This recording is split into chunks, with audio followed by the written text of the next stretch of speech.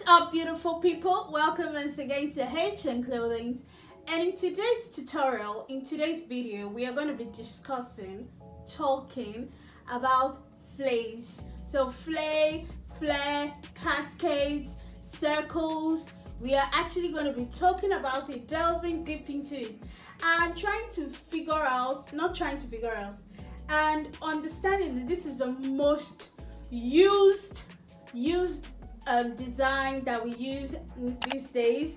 It's now so very common. Flares, very common in most designs. Every design you see, you can see some cascading going on, you can see some ruffling going on, you can see something that has to do with cutting on a circle, cutting cascades, cutting spiral, cutting a half circle, full circle, quarter circle, whichever one you want to call it. So I have some circles that have already been cut.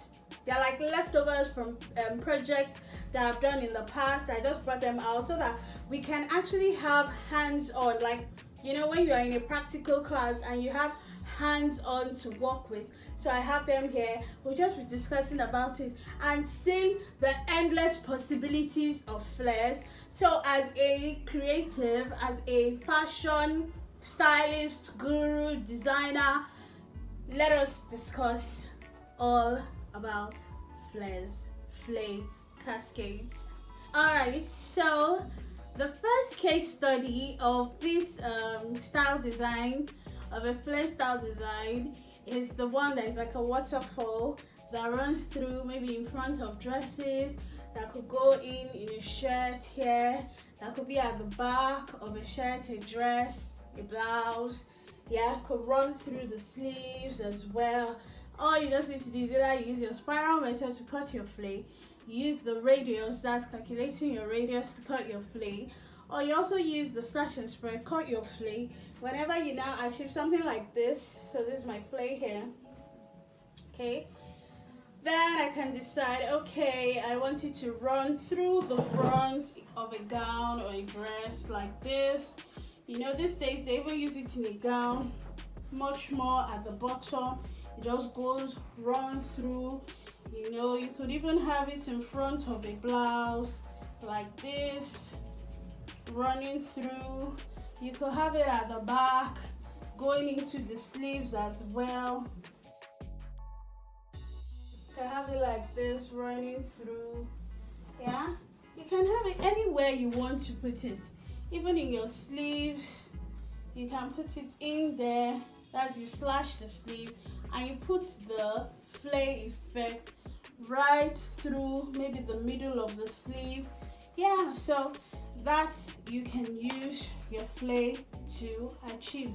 So another one we want to talk about is using your flare. So you can use this flare as a rose design in a gown, in a dress. So it's just about fitting the rose, putting it well, pleating it, sewing it, and you have a rose that you can attach anywhere in your dress. So you can see your flare works wonders. Another design that we could have for a flare is when you're going to put your fishing string wire at this bottom, round it, and by the time you form the designs, that's the circular designs, you see it all secured up, and yeah, you have the string designs like this, and because you put your fishing wire around that place, it's standing, and you have this beautiful style piece you have here using a flare. Okay, also you use your flare to create something like this, something that we can see, this gown over here, this wedding gown. You use your cascading flare, just this normal flare that you've cut circles, and you put it in your gown to form this beautiful design, waterfall design. As a ball gown, as a mermaid gown, you still need your flare to do any of these things. So like I said, you want me to illustrate it for you, just let me know in the comment section below. I sure will do that. Also, we can use our flares for sleeves, like this layered sleeve that you can see here. We use our flare for it, like how many steps of flare you want to this is still the basic of what you need. Okay, also this beautiful design that you see at the back of this dress, you use your flare to create it by just stacking it on top of each other. So I would have this flare, for instance, and then I'll just create a design where I'm stacking it on each other. Okay, so let's start from the top here. So if I put this out here, then I place it on top like this. But in this case, you would make sure that the lining and the main fabric is the same. You are also pleating it on it like so. You're pleating it on it like so. Make sure that this lining is also what you have here. You can pleat if you want to, like the style we have, you can see on the screen is pleated. You just cut a very long flare and you do this, just stack it like this. Okay, and when you're sewing it, you know that you would have made the flare like a high-low, so that everything you can hold it up as one piece, unlike this one that the length are all the same. So you can hold it up like one piece and then sew it in the back of the dress, I mean at the back of the dress, or in the front like what we see these days, that will put it just before a slit.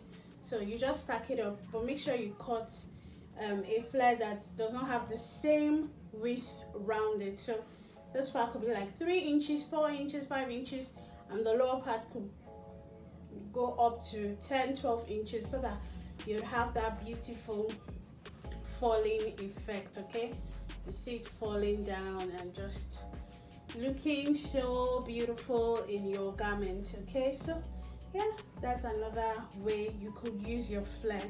Just need to be creative with just this very simple and undervalued design. See, even sometimes the way you even place it, you don't just need to just place it straight. You can even sew it so that it can alternate. See, alternating on your style design when you put it there. Okay, that's by even tacking it, just secure it so that breeze does not blow, boom, you know, so it alternates. And lastly, you could also have your flare like this beautiful design we have here, running from the waistline like a flare and going all the way down into the side seam. So it's on the waistline like this, could be double flare, and it's going all the way down to your side seam. Okay, so do not be scared to play with your flares. Play with the cascades, play with the flare, let it drop, let it flow the way you want to. Okay, and we have so many designs now that when you even put crinoline or horsehair braid, it stands and give you all these funky beautiful designs. The base of it, the basic, is just using a flare. Okay, we did a cascade dress with a flare, putting the crinoline in. You have several ways of creating your flares. You can use the spiral method, that's just taking a piece of fabric.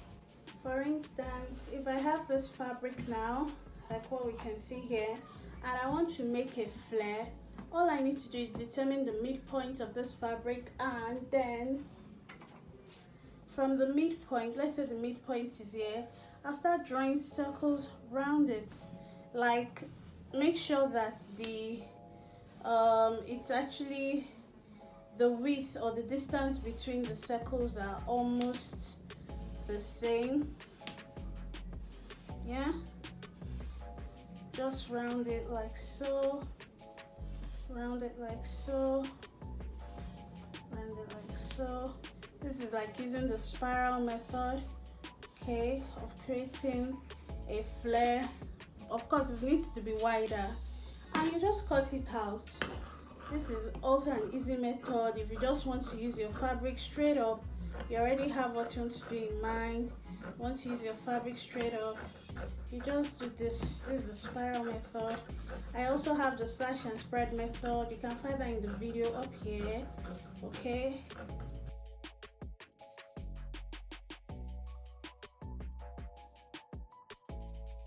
so use your tape rule to actually measure. Don't just eyeball it like I did here.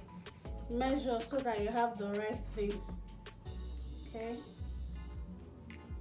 so yeah, and this is what you'll be having. See even how it's so full. So imagine those ones that you need to now line it. So you see that the flare here is no longer a flare, so just cut it off. Okay, you have this as a beautiful flare. See, we just created a beautiful flare, not so wide, but you want to measure so that everything is equal. The space here, you see, it's smaller than what you have here, or you can trim after you're done. So this is a beautiful flare that can go into anything, your sleeves, your gown, dresses. And if you want to do the measurement, or you don't want to do spiral, you want to measure, you know, it depends. If you want a half circle, fold it into two, measure the radius using the measurement. I've put the exact radius you need to cut. It's already calculated, you don't need to do any calculation. Okay, so for a quarter circle, if you want to, okay, so let me quickly explain how we are going to work with quarter, half circles, 3/4 circles, and a full circle. Okay, so if you want to cut something that is like a quarter circle wide, your fabric is just flat like this, then you fold it on top like this. So you fold it like a triangle like this. Okay, this is what you need for a quarter circle. Okay, I hope you understand.